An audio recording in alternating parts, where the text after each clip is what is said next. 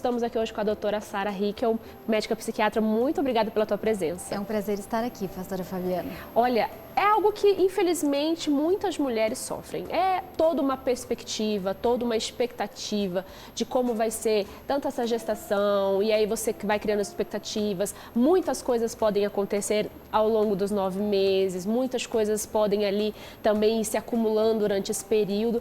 E a depressão pós-parto, ela vem assim como se fosse, o bebê nasceu, agora tudo se resolve. E às vezes não é assim, às vezes as coisas se dificultam um pouco mais. Seria mais ou menos isso que é a depressão pós-parto? Sim, em parte sim. A depressão pós-parto, na verdade, nós esquecemos de olhar para a mulher durante a gestação, né? Então a gente sabe que as mulheres que vão desenvolver depressão pós-parto, elas normalmente já têm algum transtorno de humor durante a gestação, uma depressão leve, uma depressão moderada, e são mulheres que usualmente elas já sofrem muito com a parte pré-menstrual.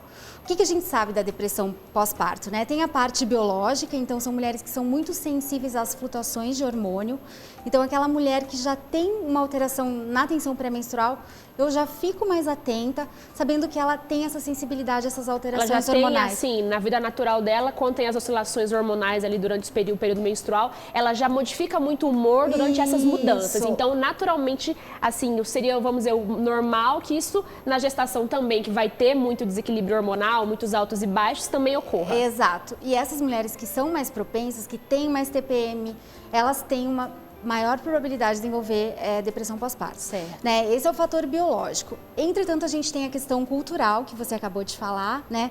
Existe uma expectativa muito grande, nós temos muito, principalmente no nosso país, né? Acho que isso é muito da cultura latina, a questão da maternidade como algo que vai resolver todos os problemas. Sim, ou que a mulher tem que estar feliz, ela não pode se sentir mal com tudo que está acontecendo. Então existe uma expectativa, uma cobrança social, né? E é um período de transição muito complicado para a mulher, porque ela tem que deixar todas as coisas que ela está fazendo para cuidar de um bebê, né, que precisa de cuidado 100% do tempo. Então existe, né, um deixar-se de lado. E as pessoas nunca perguntam como está a mãe, né? Impressionante, todo mundo quer saber do bebê. Por mais que a gente pense, mas ninguém... como é que você tá? Não, como é que o bebê tá? Me conta. Isso, exatamente. Então, e claro, né, a gente vive um momento cultural onde a mulher também ela tem muitas funções na sociedade. Sim. Né? Então ela acaba se sentindo muito sobrecarregada por esse mito da maternidade feliz, não consegue pedir ajuda, então muitas vezes está bastante desgastada. Né? A gente tem também uma cultura onde o homem não participa tanto desse primeiro momento, então as mulheres ficam muito sozinhas em questão de cuidado, levantar à noite e acabam ficando desgastadas, né? Porque tem todo o resto, tem a casa, tem a profissão.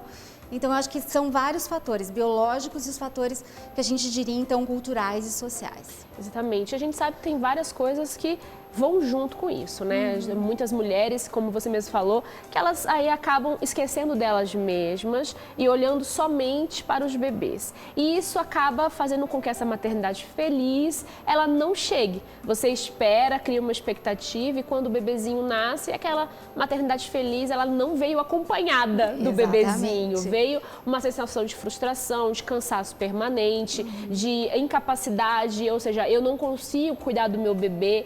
Como que eu não posso cuidar do meu bebê sozinha? Então, ou seja, é uma cobrança, uma autocobrança mesmo, né? Ela mesma se cobra.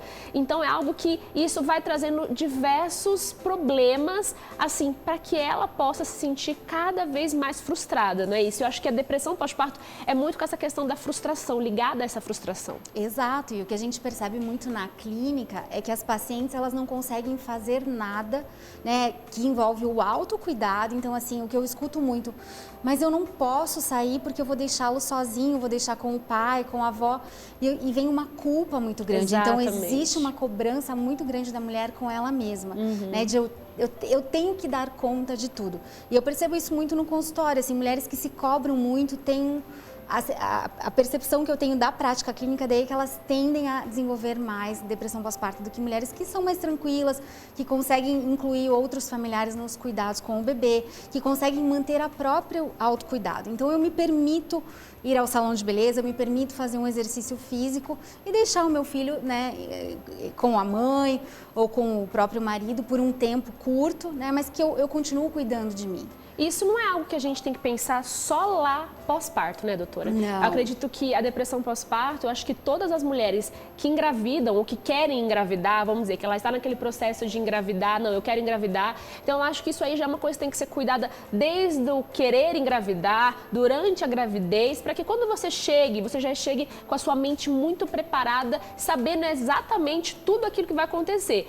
Apesar de que nunca a gente vai conseguir explicar, exemplificar para ninguém o que é um bebezinho ali na casa, porque só quem tem sabe como funciona, mas você deixando tudo isso muito claro para, assim, nesse período gestacional, acredito que vai fazer muito bem, isso aí vai ser um complemento para que ela possa, né, ali depois ter uma melhor, passar melhor por essa situação. Isso, acho que a gente tem que ser bastante realista, né? É o que eu falo para as minhas pacientes, acho que você tem que saber que você não vai dormir e aceitar isso como algo natural. Que vai passar, uma fase. Vai passar, entender que é uma fase. Exatamente. E tomar cuidado com o que a gente chama de fatores de risco.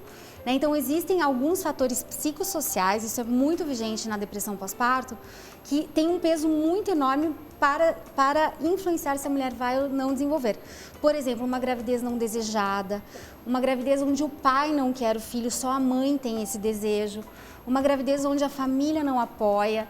Né? Então, todos esses fatores, eles têm que ser cuidados durante a gestação, né? A mulher, às vezes, buscar uma psicoterapia para poder cuidar disso que está acontecendo e para poder, então, quando esse bebê vier, né, estar bem consigo mesma para poder, então, recebê-lo. Né? Porque acho que esse é o ponto, eu estou bem comigo, apesar de tudo isso que aconteceu, né? Eu tenho certeza daquilo que eu quero e eu vou dar conta desse processo. Justamente. E como seria essa terapêutica, então, pós? Vamos dizer, a gente faz tudo isso tem que fazer durante a gestação, mas não deu certo. Chegou ali o bebezinho e a depressão pós-parto ela veio, se instalou.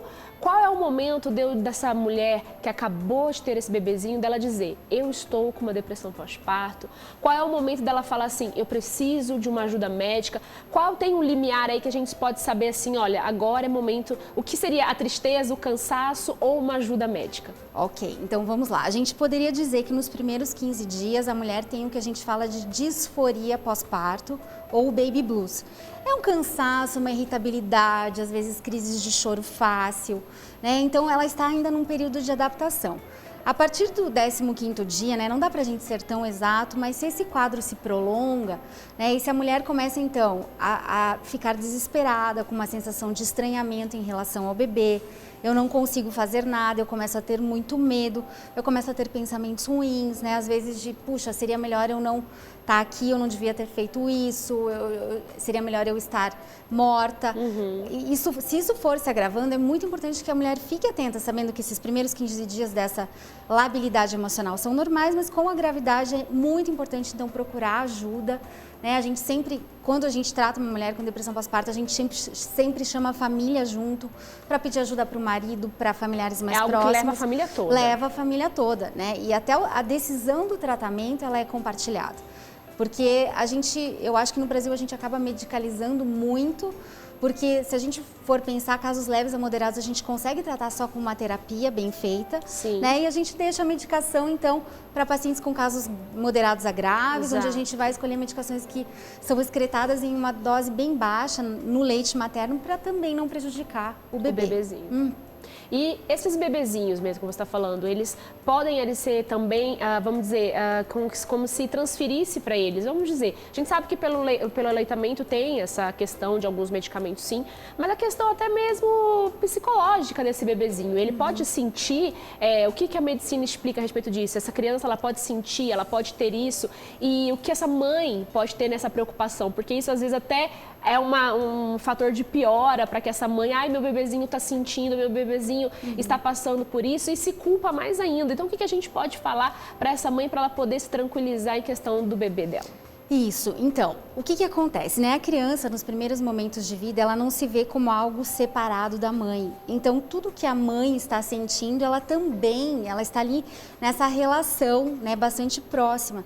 E a mãe é a principal fonte de estímulo emocional e cognitivo. Sim.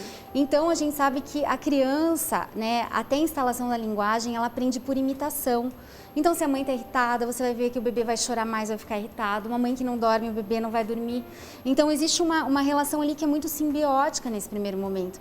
Então, por isso que é importante que a mãe, né, se trate, busque ajuda, porque vai até melhorar, a criança melhora, fica mais calma, começa a dormir e, em consequência, ela também melhora. Então, é um ciclo que não acaba, né? Sim. Mãe ruim, filho ruim, piora a mãe, né? E se a mãe vai melhorando, esse ciclo ele começa a ter uma outra funcionalidade e a mulher consegue ter uma qualidade de vida melhor, se aproximar mais dessa criança. E quando a gente fala de depressão pós-parto, a gente pensa imediatamente na mulher, né? A gente pensa exatamente na mulher, ela nasceu bebezinho, depressão pós-parto, é mulher. Mas os homens, eles também vivem situações com a chegada do bebezinho. Existe também essa depressão pós-parto para os homens? Existe. Existe, doutora? Me conta isso, porque agora todo mundo vai ficar doido.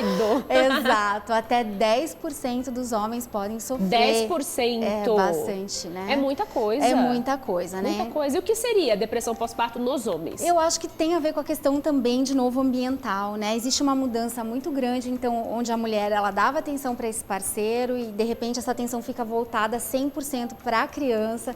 O parceiro, muitas vezes, se sente deixado de lado. Esquecido, exatamente, enciumado, exatamente, e começa a ter sintomas depressivos, né? Então, uma coisa que eu sempre falo é que a chegada de um bebê, inclusive quando a gente tem outra criança pequena na casa, a gente tem que incluir todo mundo no cuidado da criança, porque daí todo mundo se sente pertencendo e essa sensação de ser deixado de lado, ou ele é o centro das atenções e, né, inclusive com o irmãozinho, eu acho que ajuda a minimizar bastante, né? E claro, né, o casal tem que ter um tempo para eles. Apesar da chegada do bebê, tem que ter aquele tempo que é homem e mulher, não só pai e mãe. Isso ajuda também a minimizar bastante essa questão. Doutora Sara, muito obrigada pela tua presença aqui, foi muito esclarecedora, a gente pôde com certeza ajudar muitas mulheres que estão em casa, ou que querem engravidar, ou que já estão grávidas, que daqui a pouquinho o bebezinho nasce, já vão poder aí se preparar e saber que é uma fase. Vai passar, tudo isso é uma fase, são momentos, aproveite cada momento. Mas é difícil, nossa, tá complicado, vai passar. Então, aproveita esses momentos com o seu bebezinho, aproveita para ter sabedoria com o seu marido, com os seus outros filhos, com a família como um todo. Aproveita cada momento, porque depois você vai se sentir falta aí desse bebezinho tão pequenininho, precisando tanto da sua ajuda. Daqui a pouco começa a engatinhar, daqui a pouco começa a andar, né, doutora? Daqui a pouco já tá falando, já tá indo pra escola e você vai querer de volta o bebezinho, então aproveita esse momento. Doutora, muito obrigada, Deus abençoe. Eu que agradeço. E até uma próxima.